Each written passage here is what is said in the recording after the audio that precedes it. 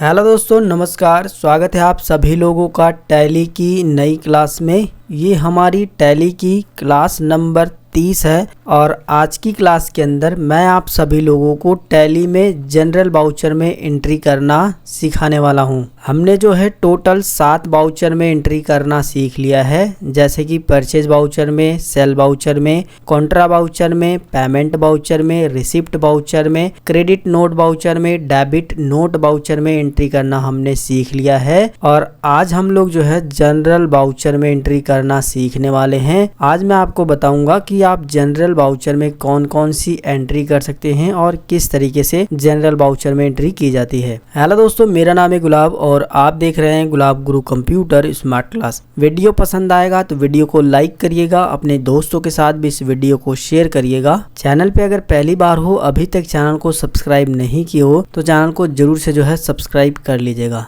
चलिए वीडियो शुरू करते हैं। टैली में जनरल वाउचर में एंट्री करने से पहले हमें गोल्डन रूल्स ऑफ अकाउंटिंग के बारे में समझना होगा, क्योंकि जब आप टैली में जनरल वाउचर में एंट्री करते हैं तो वहां पर आपको विशेषकर क्रेडिट और डेबिट का ध्यान देना होता है कि किसको क्रेडिट करना है, किसको डेबिट करना है। तो अगर आपको जो है गोल्डन रूल्स ऑफ अकाउंटिंग के बारे में नहीं पता होगा तो टैली में आप जनरल वाउचर में जब भी आप एंट्री करोगे तो गड़बड़ हो जाएगी, यानी आप सही से एंट्री नहीं कर पाओगे। तो सबसे पहले हम लोग अकाउंटिंग के गोल्डन रूल्स के बारे में जानेंगे, उसके बाद मैं आप सभी लोगों को एंट्री भी करके दिखाऊंगा। देखिए, टैली में 3 तरह के अकाउंट खोले जाते हैं। ये मैंने आपको जब टैली की शब्दावली पढ़ाई थी तो उसके अंदर भी आपको बताया था टाइप ऑफ अकाउंट के बारे में, यानी टैली में कितने प्रकार के अकाउंट होते हैं, तो उसके अंदर भी मैंने आपको ये चीजें बताई थी। और यहाँ पर भी मैं आपको बता दूं कि टैली में 3 तरह के अकाउंट खोले जाते हैं। पहला होता है पर्सनल अकाउंट, जिसे व्यक्तिगत खाता बोलते हैं, और दूसरा होता है रियल अकाउंट, जिसे वास्तविक खाता या वस्तु खाता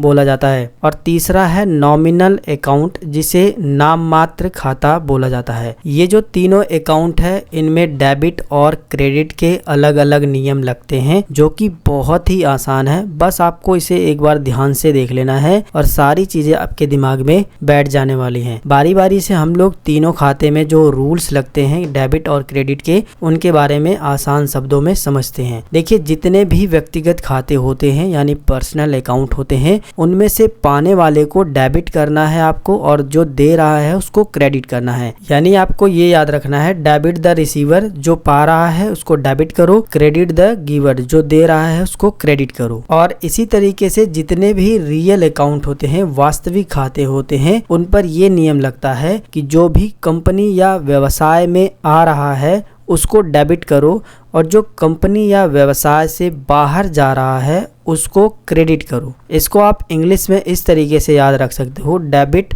व्हाट कम इन, यानी जो आ रहा है उसको डेबिट करो, और क्रेडिट व्हाट गोज आउट, जो जा रहा है उसको क्रेडिट करो। ठीक ऐसे ही नॉमिनल अकाउंट यानी नाम मात्र खाता को भी डेबिट और क्रेडिट में आप पहचान सकते हो। सभी खर्चों को और हानियों को डेबिट करो। जितने भी कंपनी में खर्चे हो रहे हैं, जितनी हानियां हो रही हैं, उसको डेबिट करना है, यानी डीआर में रखना है। और जितनी भी कंपनी में आय है और या फिर लाभ हो रहा है उसको क्रेडिट करो। इंग्लिश में आप इस तरीके से इसे बोल सकते हो, debit all expenses and losses, जितने खर्चे हैं और जितनी हानियां हैं उसको डेबिट करो। Credit all income and profit, जितनी भी आय है और जितने प्रॉफिट हैं उनको क्रेडिट करो। ये जो अकाउंटिंग के गोल्डन रूल्स हैं, इन्हें आपको अच्छे तरीके से समझ लेना है। ये मैं आप सभी लोगों को टेलीग्राम चैनल पर दे रहा हूँ, इसे आप आसानी से समझ लीजिएगा। एक बार अगर आप इसे समझ गए डेबिट और क्रेडिट नियम को, कि किस खाते पे कब डेबिट होगा और किस खाते पे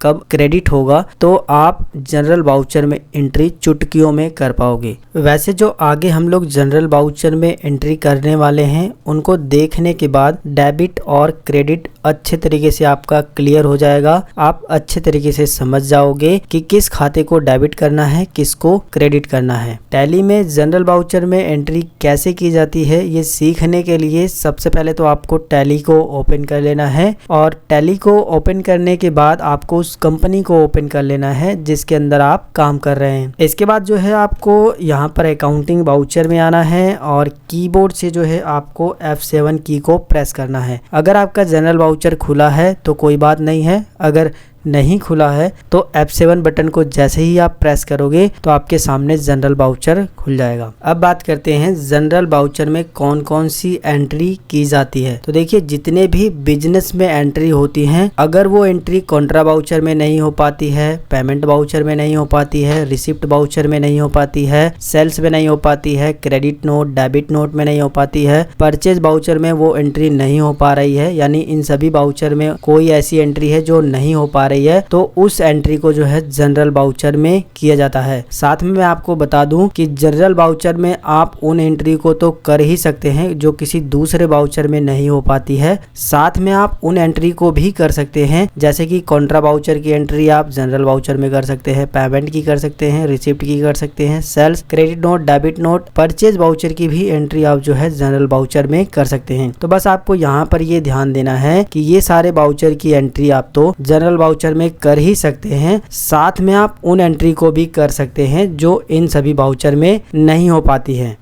तो चलिए जनरल वाउचर में एंट्री करना सीखते हैं स्टेप बाय स्टेप। यहाँ पर मैं आपको बता दूं कि अगर आपका जो है यहाँ पर कैश का लेजर नहीं दिखाई दे रहा है, ना ही बैंक का लेजर दिखाई दे रहा है, जैसे कि अभी के टाइम में आप देखोगे यहाँ पर कैश का कोई भी लेजर नहीं है, तो इस कंडीशन में आपको एक छोटी सी सेटिंग करनी है कि ये जो कॉन्फ़िगर लिखा हुआ है इस पर क्लिक करना है। आपको जनरल वाउचर में आकर के कॉन्फ़िगर पर क्लिक करना है या फिर कीबोर्ड से आपको F12 बटन को दबा देना है और इसके अंदर आपको जो है चौथे नंबर पे मिलेगा allow cash account in general voucher, तो आपको जो है वाई प्रेस करके इसको यस कर देना है बस, और भी कुछ ज्यादा इसमें कुछ नहीं करना है। बस चौथे नंबर का ये जो है allow cash account in general voucher, इसको यस कर देना है, बाकी सभी को एक्सेप्ट करा लेना है। इसके बाद आप देखोगे यहाँ पर आपका कैश का भी लेजर शो होगा, साथ में जितने भी आपने बैंक अकाउंट के लेजर बनाए होंगे वो भी शो होंगे। तो जनरल वाउचर में सबसे पहले जो है हम लोग इसकी एंट्री करेंगे, जिसमें हमने जो है 10,000 रुपये का नगद जो है फर्नीचर खरीदा है, और ये जो फर्नीचर है ये हमने बेचने के लिए नहीं खरीदा है बल्कि बिजनेस के लिए खरीदा है। बिजनेस में इसकी ज़रूरत थी, इसलिए हमने बिजनेस के लिए 10,000 रुपये का फर्नीचर खरीदा है। तो जब हमने इसे बेचने के लिए नहीं खरीदा है तो इसकी एंट्री परचेज वाउचर में ना होकर के जनरल वाउचर में की जाएगी, और इसमें आपको जो है 2 खाते बनाने होंगे। पहला तो है फर्नीचर अकाउंट और दूसरा है कैश अकाउंट।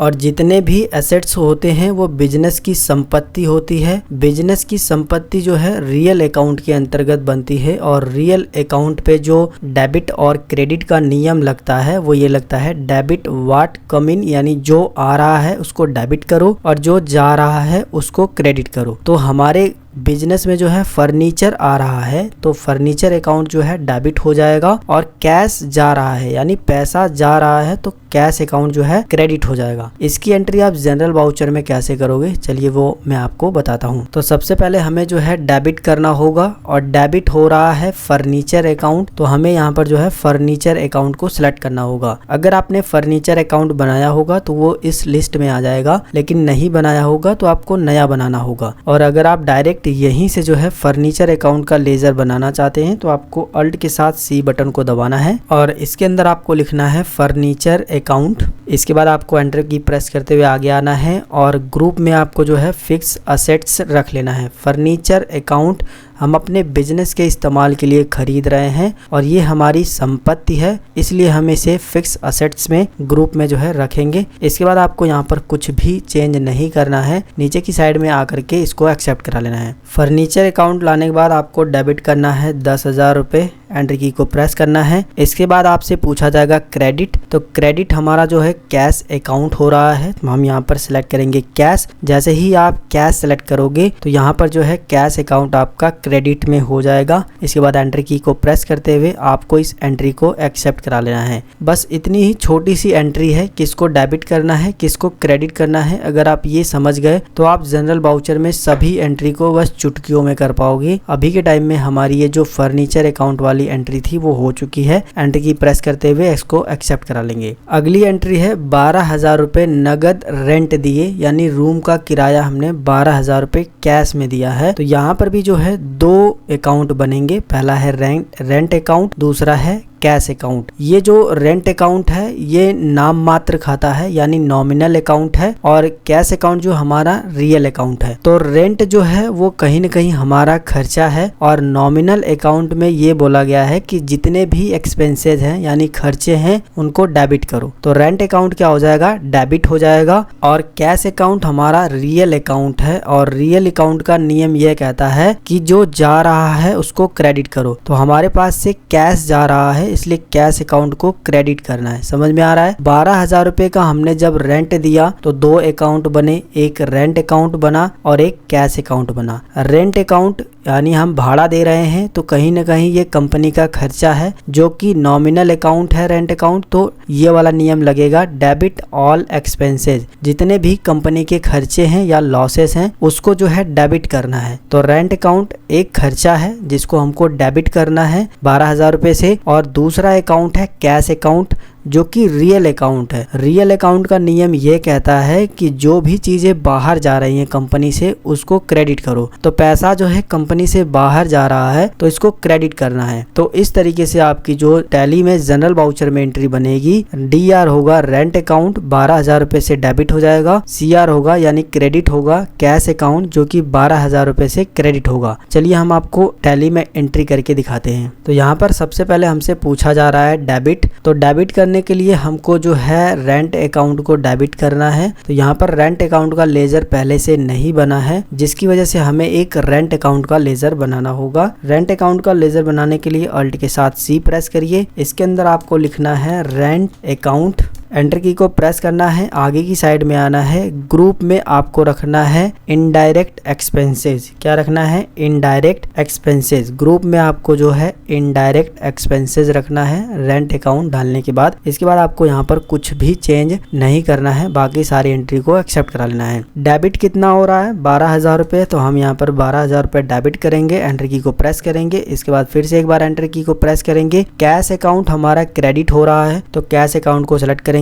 अभी के टाइम में आप देखोगे कि हमारे पास कैश में 53,000 रुपए बचे थे पहली एंट्री जब हमने की थी। दूसरी एंट्री करने के बाद 41,000 रुपए बचे हैं, यानी 12,000 रुपए यहाँ से क्रेडिट हो गए हैं रेंट अकाउंट में। ठीक है, कम हो गए हैं। एंटर की को प्रेस करेंगे। अभी के टाइम में ये दूसरी जनरल वाउचर की एंट्री भी हमारी हो चुकी है। बहुत ही आसान तरीके से हमने ये भी एंट्री कर ली है। एंटर की को प्रेस करते हुए इसको भी एक्सेप्ट करा लेंगे। इसी तरीके से अगर आप किसी को सैलरी दे रहे हैं तो उसकी एंट्री जनरल वाउचर में करेंगे। अगर आप किसी को मजदूरी दे रहे हैं तो उसकी एंट्री आप जनरल वाउचर में करेंगे। अगर कहीं से आपको कमीशन मिल रहा है तो आप उसकी एंट्री जनरल वाउचर में करेंगे। बैंक ने आपको जो है ब्याज दिया है, जो आपने बैंक में पैसे जमा किए थे, अगर उस पर ब्याज मिला है तो उसकी एंट्री आप जनरल वाउचर में करेंगे। इसी तरीके से आपको जो है जनरल वाउचर में एंट्री करनी होती है। उम्मीद करेंगे आपको ये वीडियो जरूर पसंद आया होगा। अगर ये वीडियो आपको पसंद आया है तो आप इस वीडियो को जरूर लाइक करिए। साथ में आप अपने दोस्तों के साथ भी इस वीडियो को शेयर कर दीजिए ताकि उनका भी फायदा हो सके। और चैनल पे अगर नए हो, अभी तक चैनल को सब्सक्राइब नहीं किए हो तो चैनल को सब्सक्राइब भी कर लीजिएगा। अगर आपको कोई भी कंफ्यूजन है, जो चीजें आपको न समझ आई हो, तो आप हमें नीचे कमेंट करके जरूर बताइए, मैं आपकी जरूर हेल्प करूंगा। मिलेंगे फिर एक नई वीडियो में एक नई जानकारी के साथ। तब तक के लिए जय हिंद, वंदे मातरम।